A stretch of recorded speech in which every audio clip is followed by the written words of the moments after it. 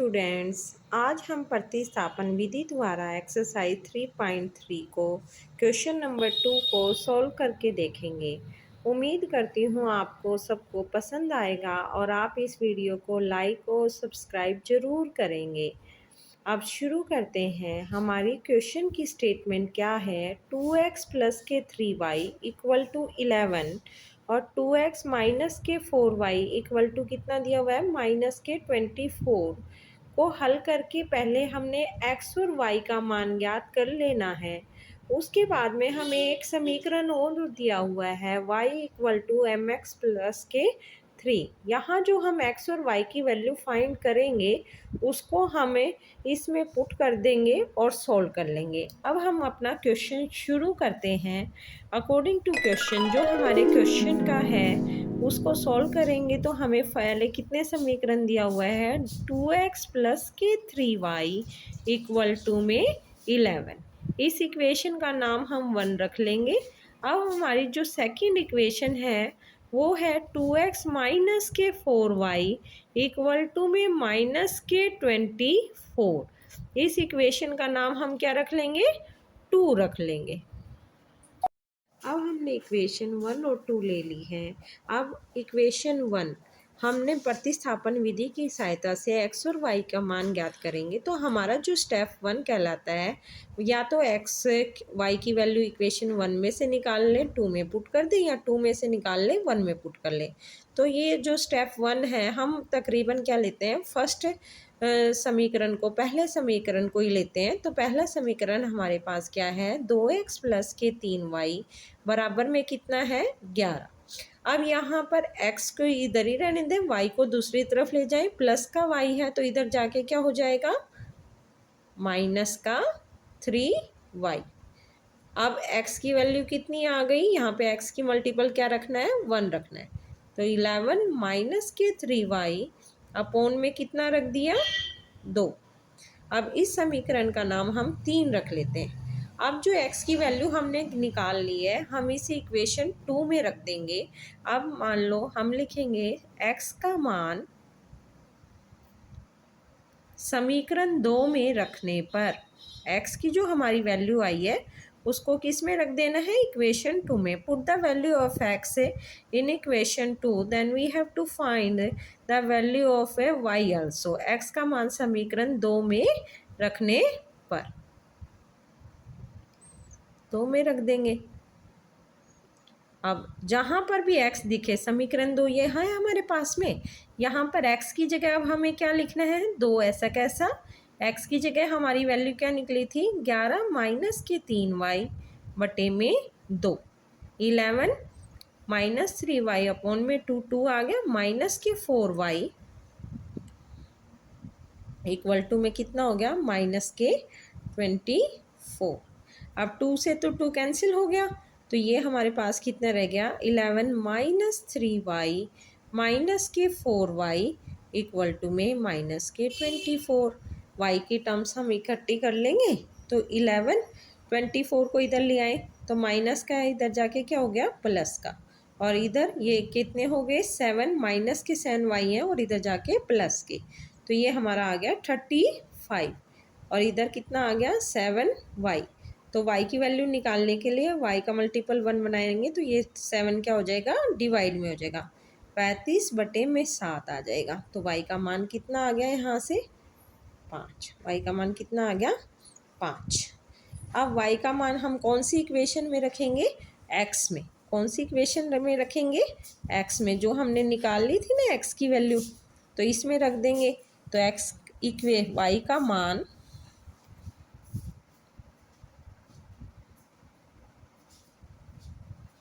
समीकरण 3 में रखने पर, अब समीकरण 3 में हम क्या रख देंगे?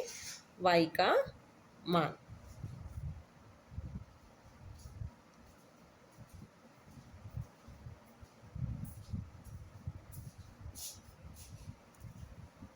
अब x ऐसा कैसा? बराबर में 11 माइनस के y की वैल्यू क्या आई थी? 5 आई थी, 5 आई थी, रख दें समीकरण में, बटे में 2। तो 11 में से 15 चले गए, 3 पंजे 15 होता है, बटे में 2।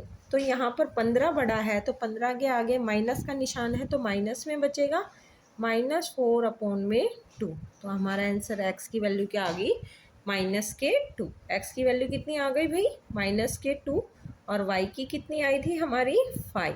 अब हमें m का मान और निकालना है। हमारी एक इक्वेशन मान लेते हैं, क्या दी हुई है क्वेश्चन में, y = mx + k3। इस इक्वेशन को 4 नाम रख लेते हैं कि हमें m का मान भी ज्ञात करना है। अब x और y का रख देंगे इसमें, x और y का मान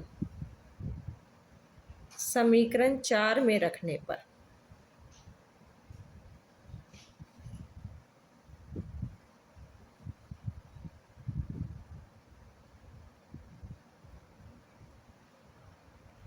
तो y की जगह क्या रख देंगे 5, m ऐसा कैसा, x की जगह -2 + के 3। अब 3 को इधर ले आए, 5 - के 3 बराबर में m - के 2। अब 5 में से 3 गए 2, m - के 2, माइनस के 2 बटे में ले आएंगे तो 2 बटे में -2 बराबर m। तो m का मान कितना आ गया, 1, -1। m की वैल्यू कितनी आ गई, -1। आशा करती हूँ आप लोगों को समझ आ गया होगा। कोई दिक्कत हो आप कमेंट में पता कर सकते हैं। Thank you. हेलो स्टूडेंट्स, अब हम थर्ड क्वेश्चन का फर्स्ट पार्ट करेंगे। दो संख्याओं का अंतर हमें कितना दिया हुआ है, 26, और एक संख्या दूसरी संख्या से 3 गुनी है, उन्हें ज्ञात कीजिए। अब प्रश्न के अनुसार आप लोग ध्यान देंगे कि यहाँ पर क्या दिया हुआ है, दो संख्याओं का अंतर, यानी हमारे पास कितनी संख्याएं हैं, दो संख्याएं हैं। तो हम करेंगे हल में, पहले हम मान लेंगे, माना let first term will be x। माना पहली संख्या बराबर में कितनी मान ली, x। पहली संख्या क्या मान ली, x, और दूसरी संख्या क्या मानेंगे, y। क्योंकि यहाँ रैखिक समीकरण में है तो हम x और y में ही तकरीबन मानते हैं। वैसे a से z तक आप कोई भी नंबर ले सकते हैं, और पहले हिंदी में होता था तो हम कह के भी ले सकते थे। अभी हमने मान लिया पहली संख्या बराबर क्या है, x, और दूसरी संख्या बराबर क्या है, y। अब प्रश्न के अनुसार अकॉर्डिंग टू क्वेश्चन से हम सोल्व कर लेते हैं। दो संख्याओं का अंतर, अंतर क्या होता है भाई, उसे सब्ट्रैक्ट करना, माइनस करना। अब मान लो हमने बड़ी संख्या है, हमें नहीं पता कौन सी है, वैसे हमने मान लिए अंतर क्या होता है, माइनस करना। x - y = कितना दिया हुआ है, 26, कि हमारी दो संख्याओं का अंतर कितना है, 26। एक संख्या दूसरी संख्या की 3 गुनी है। मान ली हमने x बढ़ा लिया तो पहली संख्या दूसरी संख्या के क्या है, 3 गुनी है। तो x का मान कितना है, 3 गुना है y के, तो दूसरी संख्या के 3 गुना है। दो इक्वेशन बन गई हमारे पास में, 1 और 2। अब इसे हल करेंगे हम तकरीबन क्या होता था, फर्स्ट इक्वेशन में से x का मान निकालते थे, y का सेकंड में रखते थे। पर यहाँ पे देखो हम सेकंड इक्वेशन को देखेंगे, यहाँ पर x का मान निकला ही हुआ है। तो हम यहाँ पर ऐसा करते हैं, हम सेकंड इक्वेशन का मान पहले समीकरण में रख देते हैं। तो x का मान समीकरण 1 में रखने पर, 2 का है, 2 में क्या दिया हुआ है, x = 3y। x का मान समीकरण 1 में रखने पर, अब हम उल्टा कर रहे हैं।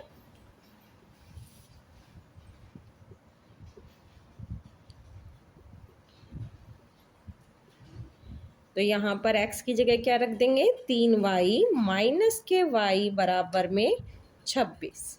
अब 3 में से y गए तो कितने रह गए, 2y बराबर में 26। तो 2 से कैंसिल हो जाएगा, इधर जाके डिवाइड हो जाएगा। तो y का मान कितना आ गया, 13। समीकरण 2 में y का मान रखने पर, y का मान समीकरण 2 में रखने पर, समीकरण 2 में रख देंगे।